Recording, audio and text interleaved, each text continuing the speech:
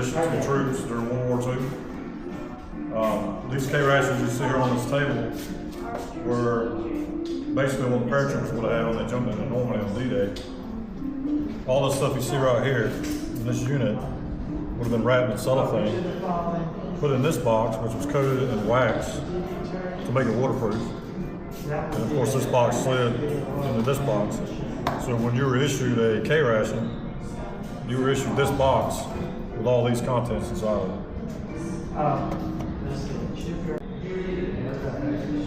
Here we just have personal items that each paratrooper might have carried. Paratroopers probably had their own preference of what they wanted in their musette bags. So all these items right here you see here were personal items that were probably carried in their musette bags. Maybe some was carried in their pockets. Over here we have gear that was connected to the pistol belt or either the M1 carbine belt, M1 belt, sorry. Trenching tool, compass, first aid kit, bayonet, canteen, rigger's pouches, just to name a few. It probably varied. So when paratroopers jumped into Germany, they didn't know whether or not the Germans were going to have, I'm sorry, when they jumped into France, sorry about that. They didn't know if the Germans were going to have, were going to use some gas. So every paratrooper jumped with a gas mask, which you see here. Not only that, but they also wore this gas presser on their sleeve that when it detected gas, it would change colors or dissolve. And that let the troops know that if they were in a gas-filled environment, they would immediately put their gas mask on. Fortunately, when the U.S. paratroopers jumped in Normandy, they realized that there was no gas. So they quickly got rid of their gas masks, but some of them actually kept the case because this is basically a canvas bag coated in rubber, and it actually kept a lot of their gear dry when they were going through wet areas. So they would put stuff like clothing or other things that they didn't want to get wet in that bag. This was, I'm glad I brought this. This was really helpful today. Yeah. Especially because, I don't know all this from heart. It's cool following those lines, kind of seeing where, and then when you look at this, and then you look at this is kind of a blowed up area of all the beaches and the parachute drops. Very cool. We couldn't have picked a better room to set up in. Yeah, it turned out really good. I think next time, maybe we need to run the tables. Like, I think if I pull this table further and you might have put yours right here, we could have both used these diagrams here. But it turned out all right.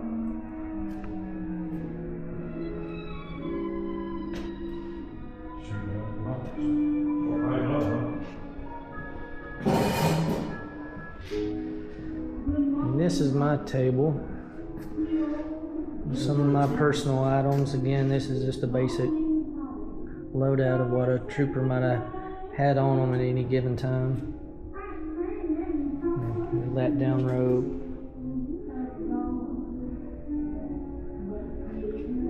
Web gear with your pistol holster. I was just getting a picture of both tables just to show that we had more on display. Yeah.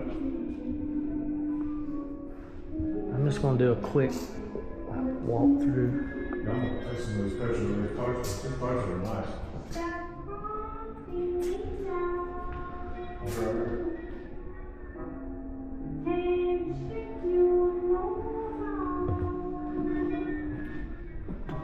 Guys, this is at the Museum of Aviation down in Warner Robins. This is the fuselage of a C-47 to give you an idea of what the paratroopers were in when they jumped into Normandy. You see here they're hooked up to the static lines.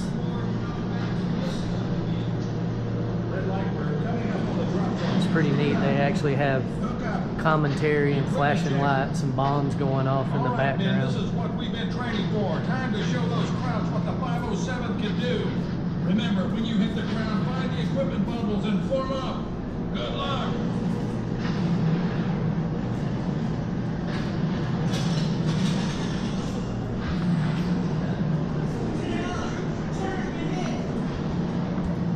This is a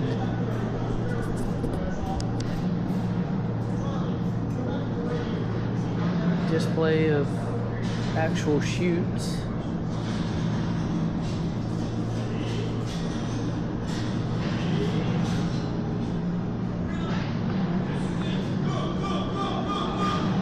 This is from the airborne demonstration team. They're actually going over to France next week to do a jump over there for the 81st anniversary of D-Day.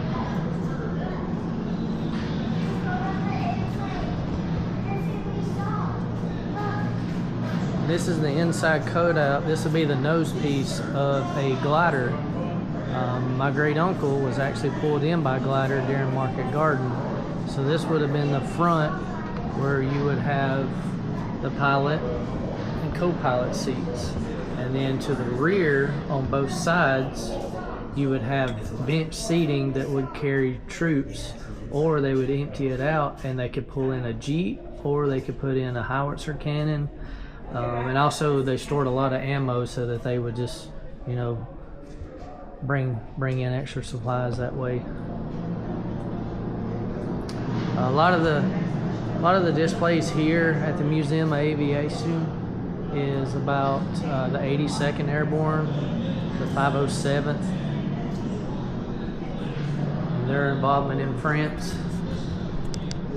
So me and Brian, we're actually here representing the 101st Airborne, our unit, the 501st.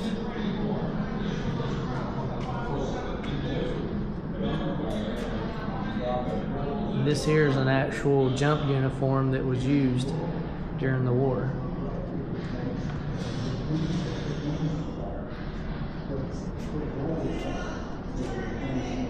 Some original artifacts. It's a really nice museum. I encourage you guys to come down. Again, this is in Warner Robins, right beside the Air Force Base. And we'll take a look at some of the planes that they have inside this hangar. They have multiple hangars with a lot of different aircraft sitting outside on display as well. And inside, they actually put these things together, put all the planes together and assemble them so that people can come and visit and see them. It's pretty awesome getting to see these big birds up close. Some of the dress uniforms, you got your iconic Ike jacket there to the left.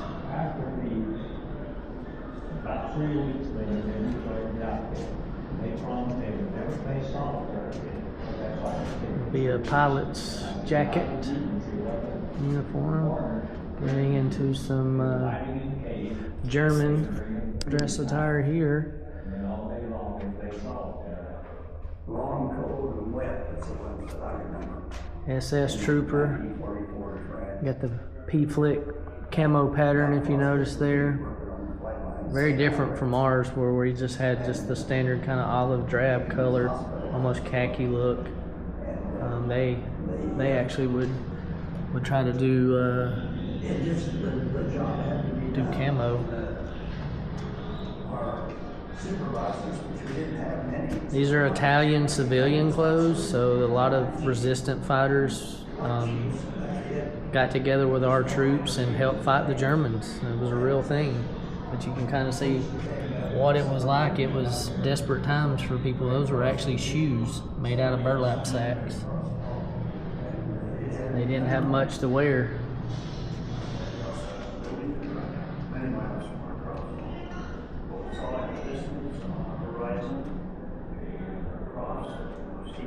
Replica of a parachute dress. If you can remember back in my earlier video that we've got one of the silk dresses up at Currahee in the military museum. This is another style dress that was made out of parachute.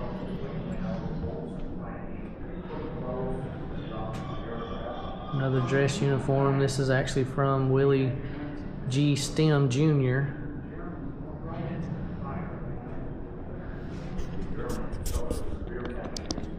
You can see he was in the 82nd Airborne. And this poster says, "Look up." The reason being, if you look, there is a C-47 above us with a trooper jumping out.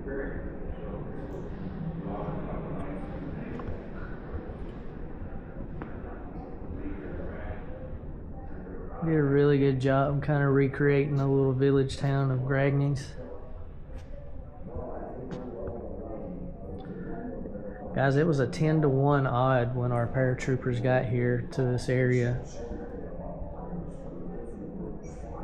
These guys really took it on the chin, but was able to fight on and secure these areas, but not without great sacrifice.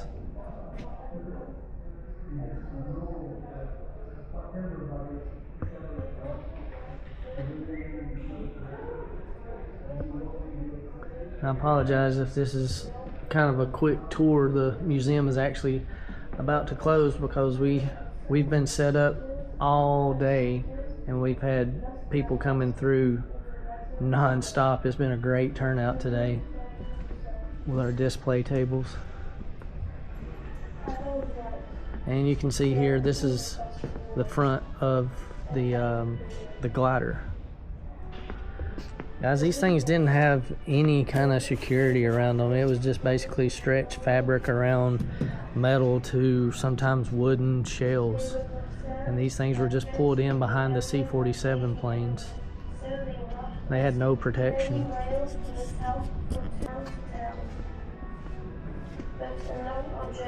And here you can see the glorious B-17. This gets into the hangar portion where they have a lot of the planes that they're putting together. This was the main bomber during World War II, guys. This is the B-17. You can look up in these and actually get inside some of them. They have a cockpit from an F-15 that you can get inside.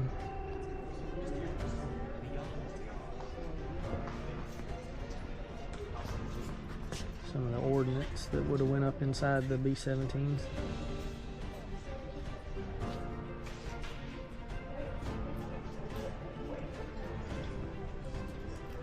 Here's the C-47. That would have been the paratrooper plane. That's what all the guys jumped out of.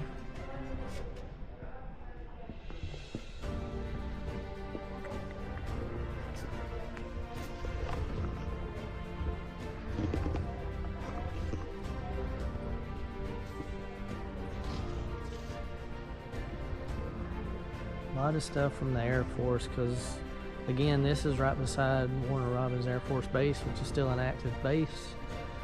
So these guys, there's a lot of volunteers, just like what's at Currahee, where people come and volunteer their time to work on these. There's a helicopter.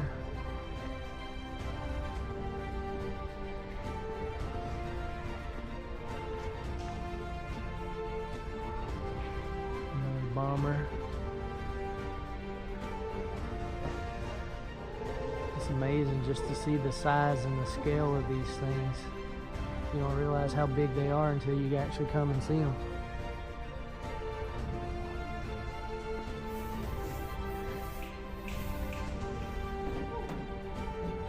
Could you imagine what some of these things went through? And the stories that could be told. And the men that flew them. There's the tail gun section. That'd be a creepy sight, knowing that you had Germans coming up from the rear and you could see them coming. And you were the only lone guy out here on the very end of it.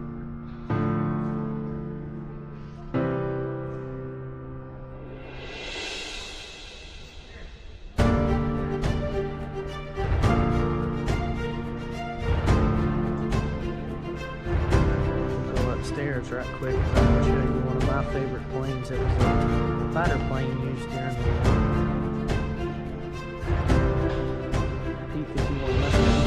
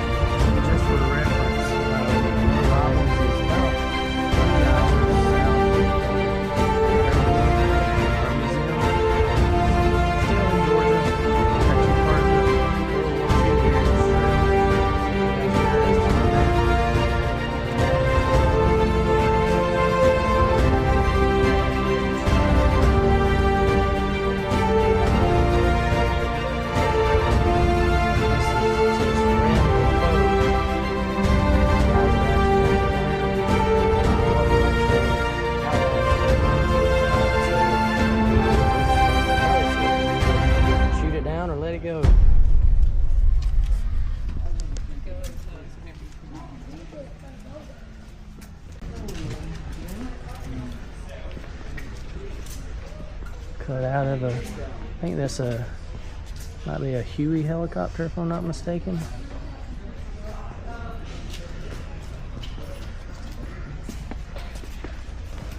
It's a pretty good detailed cutout of an actual engine.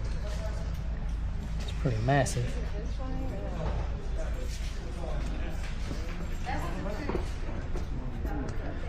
And there's the P-51.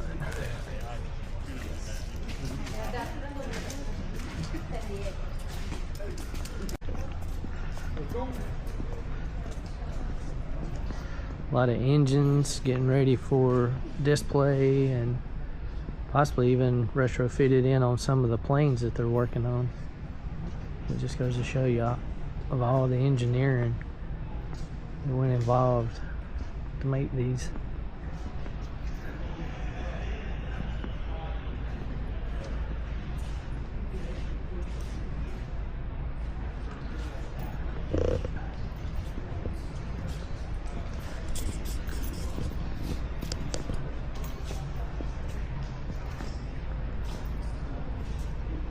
Guys, this is a free museum, so that's another good thing. They actually have a playground area. It's very interactive for children. A lot of what's going on today. They actually have a scavenger hunt where you got questions that you go around to different parts of the museum and find all your answers. So there's a lot to learn for the kids, and it's very age appropriate. And there's a playground outside. And also, like I said, there's a lot of planes that are outside on display as well, all around the grounds.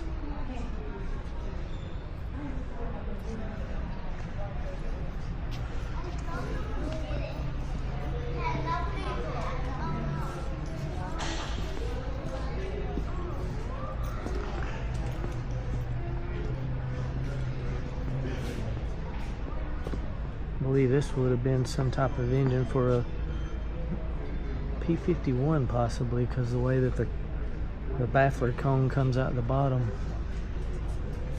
I'm not sure. Don't know a whole lot about the aviation part of it. I do know certain planes, but not a whole lot.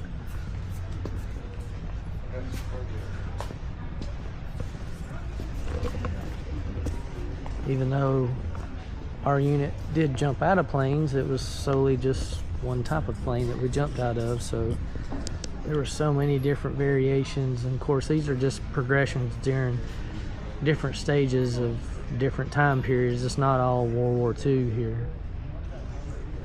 We also have a hangar that's full of Vietnam War airplanes and helicopters. But I doubt we'll have time to get in there.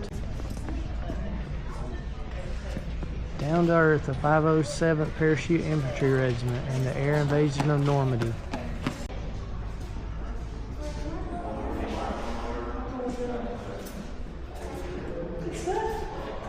Regimental picture. It's the 507.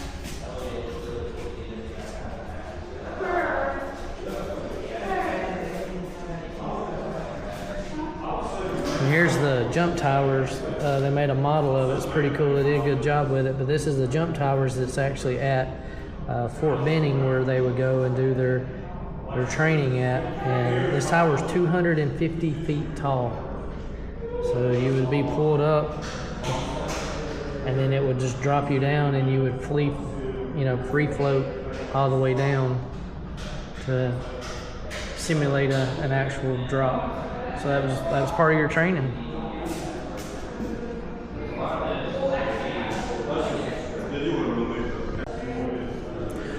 Well, guys, that's it for this video. I know it looked different, minus the beard, but that's part of what we do whenever we do our reenactment stuff. I'm here set up today with the 501st group out of Curragee. Of course, you guys know that. But we're down at Warner Robins today. Be sure to come check this out. It's at the Museum of Aviation. See ya.